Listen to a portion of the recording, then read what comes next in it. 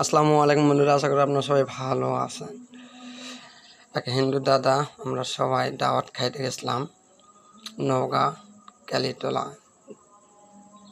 এই জায়গায় আমরা সবাই আছি, দাওয়াত খাইলাম। আমার বড় ভাই এবং আমার মাজুদ ভাই এবং আরও অনেকে আছে এখানে।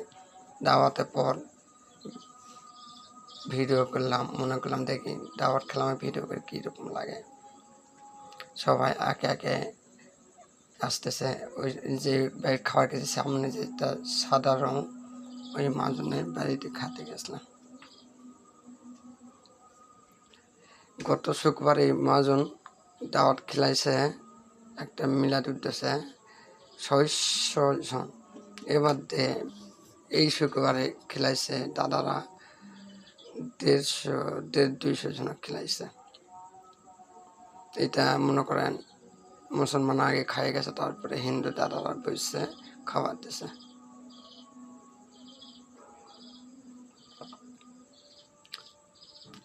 যাক বন্ধুরা, হাদিস অনুযায়ী শোনা গেছে নবীজিও নাকি হিন্দু বাড়িতে খানা খাইছে।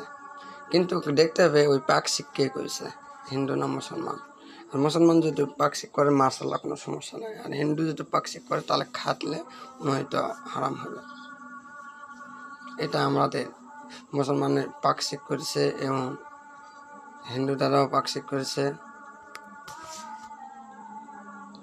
এবং হিন্দু দ্বারাকে খাওয়া আলাদা, মুসলমান খাওয়া। যাই বন্ধুরা, আপনার সবাই ভালো থাকেন, সুন্দর সুস্থ থাকেন। আর ফেসবুকে বেশি বেশিকে শেয়ার করেন, লাইক কমেন্ট করেন। আর ইউটিউবে বেশি বেশিকে লাইক কমেন্ট করেন এবং সাবস্ক্রাইব করেন। আর টিকটকে লাইক কমেন্ট অবশ্যই করবেন। আমার সম্পূর্ণ আইডি নাম আইয়ুব নওগাঁ। ফেসবুকে ইংলিশতে লেখা আছে আইয়ুব নওগাঁ, টিকটকে ইংলিশতে লেখা আছে আইয়ুব নওগাঁ ছোটো হাতে, আর ইউটিউবে